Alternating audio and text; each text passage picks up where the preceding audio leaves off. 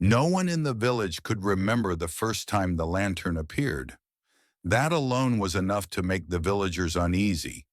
People remember beginnings, fires, screams, accidents. But this light had no origin. It simply existed, hanging between the trees like a secret someone else had left behind. A light that seemed to breathe in rhythm with the forest itself. Those who dared speak of it described the same unnerving phenomena, a faint glow at dusk, too deliberate to be accidental, too fleeting to be grasped. When it flickered, it wasn't random. It pulsed, almost sentient. The moment you met its glow, a chill would settle deep in your chest, sharp enough to make your knees tremble, whispering that something was not only watching you, but waiting. And yet the lantern was never where you expected it. It never appeared when you looked for it. Only when your mind wandered, your attention drifted, your heart allowed the smallest doubt. Then it would be there, watching, always just beyond reach.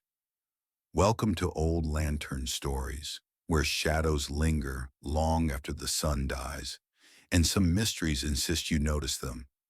At first, the villagers told themselves it was imagination, but patterns emerged, subtle and cruel. It lingered near homes where decisions were faltering, where hesitation bloomed like a silent disease. It appeared near locked windows, where even the safest rooms felt compromised, and anyone who tried to follow it reported the impossible. Paths that stretched beyond memory, shadows that twisted without source, and the forest itself rearranging as if mocking pursuit. Those who ignored it were not spared. The lantern returned, closer, steadier, its presence no longer patient. It was deliberate. And then came the disappearances. Not dramatic, not violent, quiet, untraceable. A shepherd vanished mid-path. A woman's voice echoed in the trees long after her footprints ended. A child insisted the lantern had stopped moving. It was standing, watching, waiting. Even outsiders who dismissed the village soon felt it. The way darkness clung to the edges of vision, how silence pressed too heavily, and the way the trees seemed to breathe in unison with an unseen heartbeat. Yet when questioned, villagers spoke cautiously, their timelines blurred. Stories matched perfectly as if a shared memory had been implanted, yet no one had spoken to each other. This curious synchronization drew Sherlock Holmes. Not superstition, not folklore, but the deliberate omission, the collective fear, the invisible hand guiding every account. Holmes understood something they could not yet articulate. The lantern did not just appear, it judged, it remembered, and recognition in its presence carried consequences. On the night before Holmes's arrival, the lantern behaved differently. It did not flicker. It did not retreat. It remained motionless in the dark, closer to the village than it had ever been. A boy screamed, running through the streets, eyes wide and wet. It is no longer wandering. It waits. Not for all, but for one. And when the villagers followed, hoping to confront or flee, the boy vanished. Only the lantern remained, silent, patient, watching. And for the first time, it did not disappear. A question hung in the air, heavy as the night. If the lantern chooses when to appear, what happens when it decides not to leave? And who or what will it claim first? The lantern appeared again, but it was no longer aimless. It hovered at the edge of the forest with a precision that made the hairs on the villagers' necks rise. Some saw it clearly, eyes locked on the slow, deliberate flicker.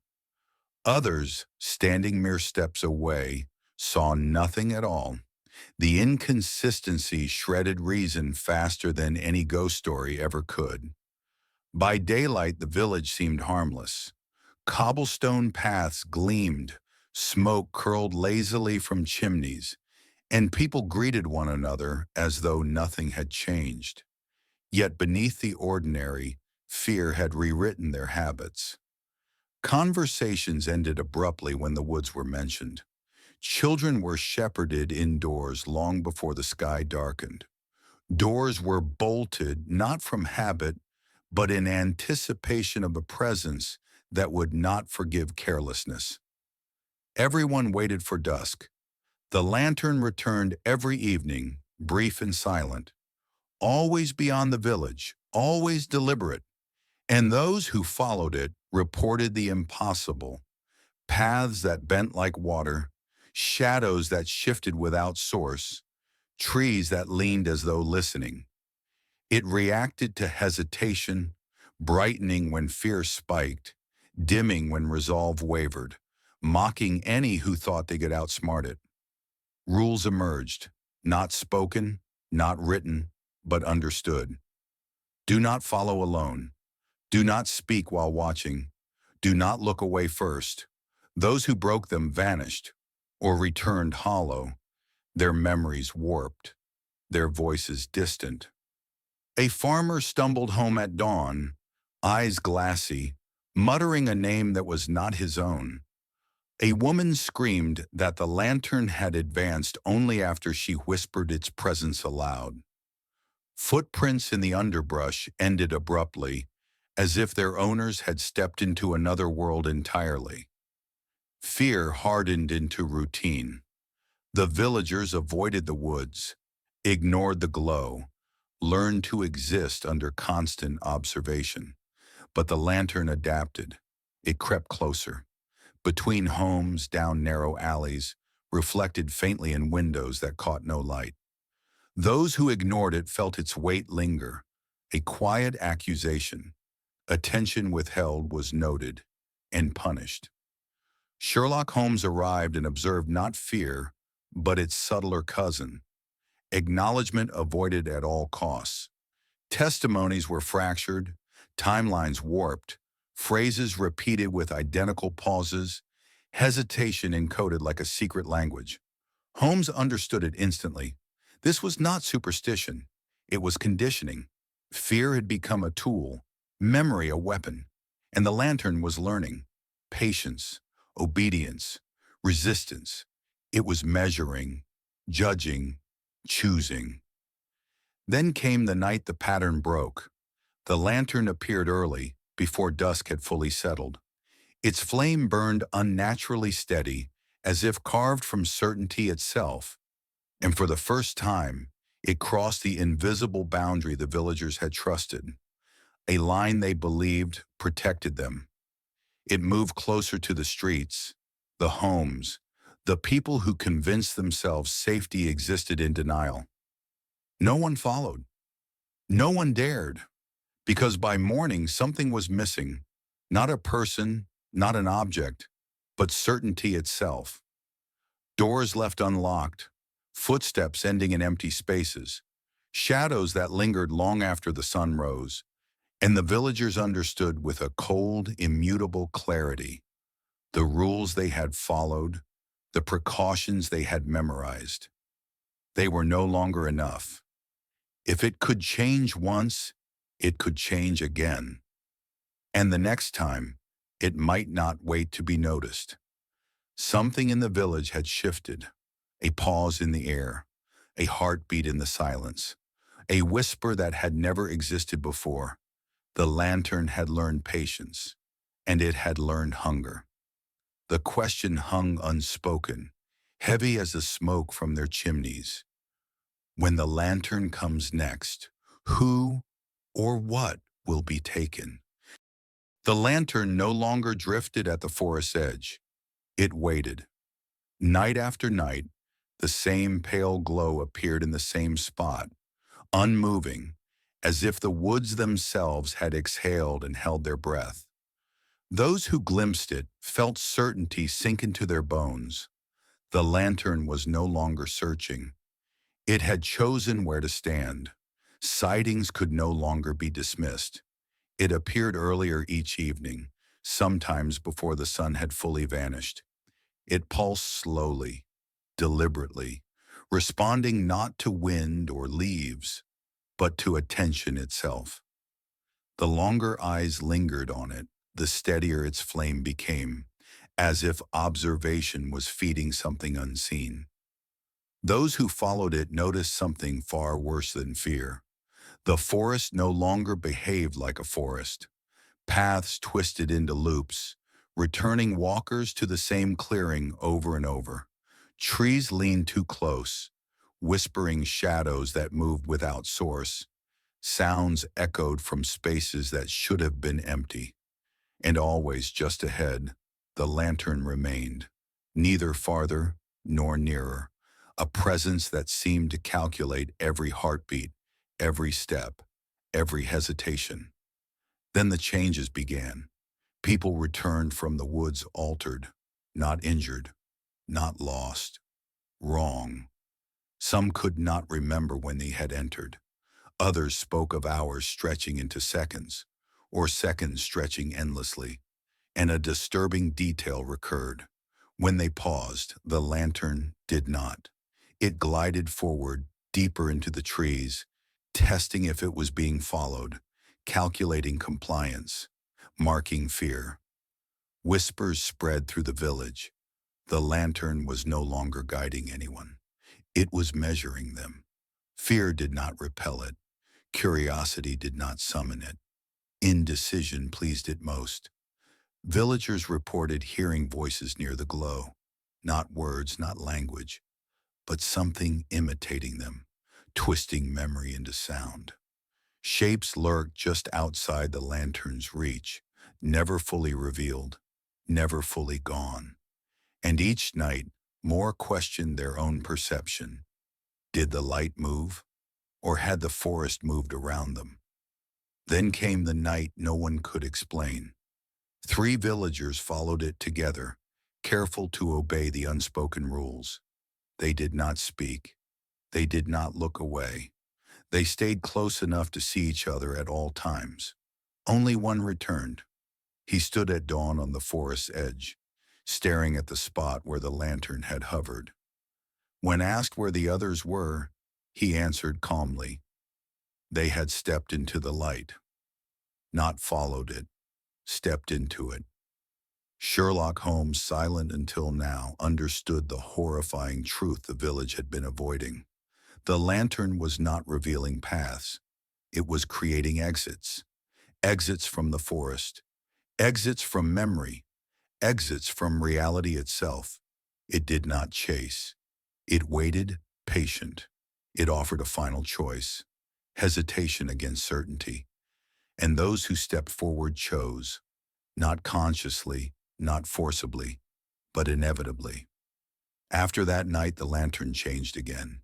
Its glow strengthened, its appearances lengthened, and for the first time it left the woods entirely.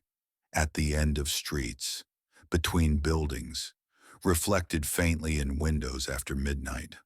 The boundary between forest and village dissolved, and the most terrifying realization settled with the chill of early morning. If the lantern no longer needed the woods, then the woods had never been the danger. And now it could wait anywhere. Every shadow might hide it. Every reflection might reveal it. Every hesitation might summon it. And somewhere, in that quiet, calculated light, something was learning, watching, waiting, choosing. The question that no villager dared whisper lingered. Where does it lead next? And who will decide to follow? The villagers believed they had learned how the lantern behaved. That belief shattered the next night. The forest shifted. Trees leaned inward where no wind blew. Shadows pooled unnaturally at the lantern's base, thick, viscous, unmoving. The light itself pulsed slowly, deliberately, not flickering, not uncertain, but with a certainty that chilled the air. It had decided. Those who followed it felt the woods watching back. The lantern led them farther than ever before, past paths that should not have existed, into clearings no one remembered, air heavy, sound vanishing mid-breath. And then, without warning, the light stopped. Not vanished, stopped. A sensation worse than fear settled over the closest watchers, the certainty of being examined.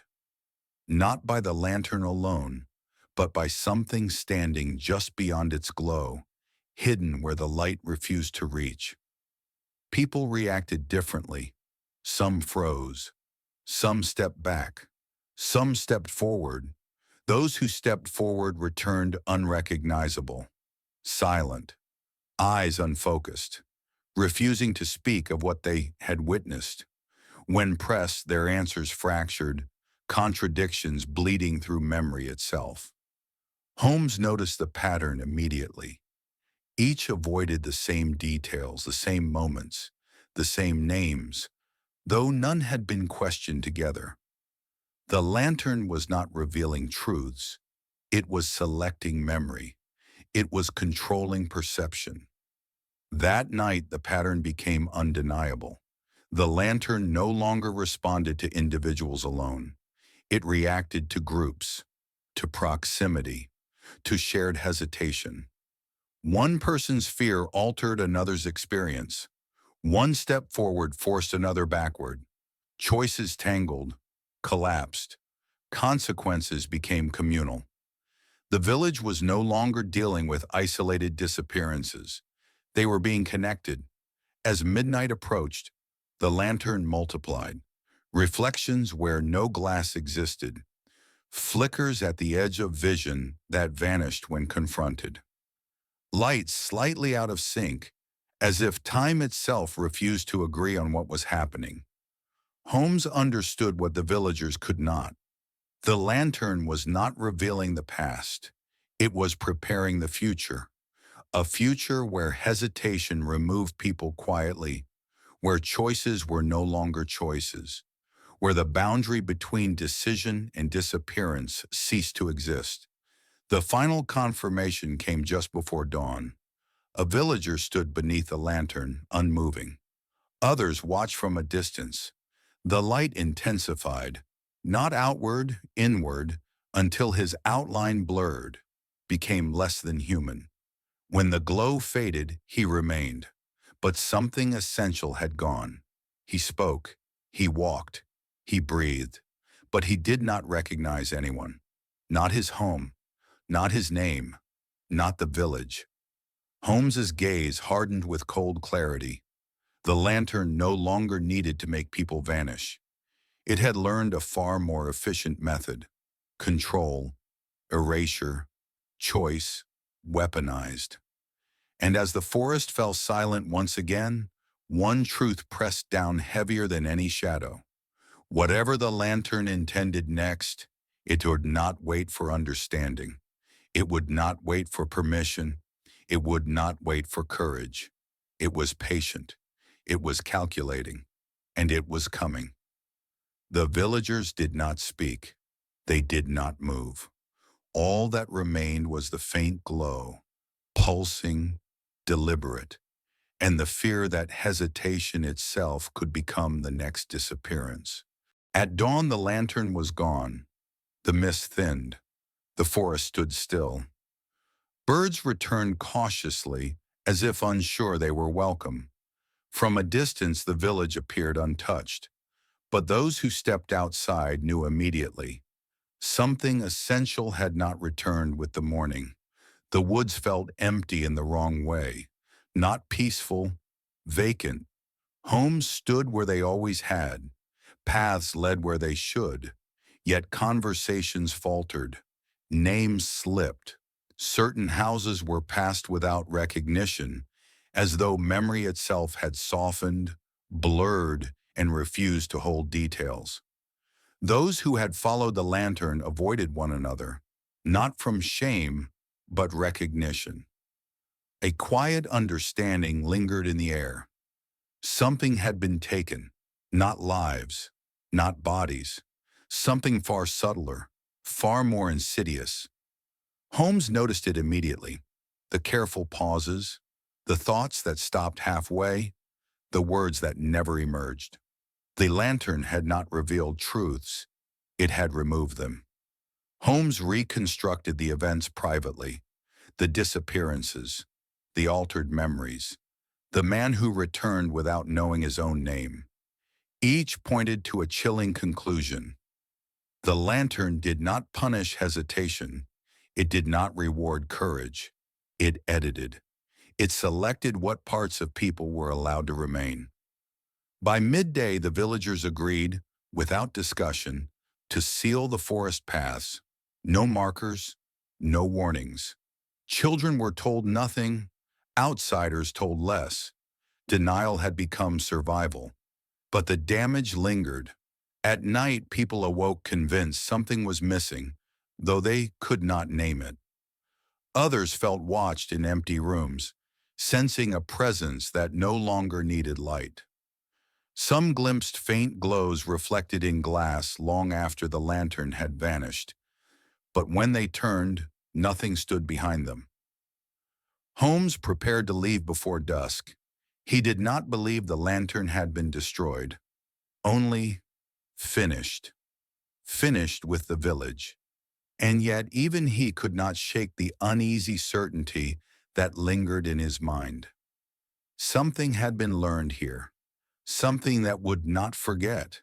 The final detail troubled him most.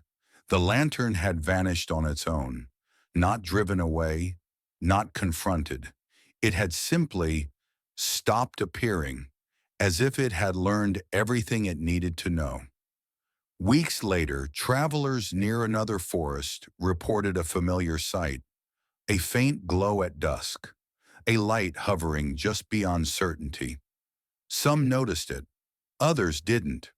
Those who did felt unease creep into their bones, as though something was already watching them. The village never spoke of the lantern again, but no one truly believed it was gone.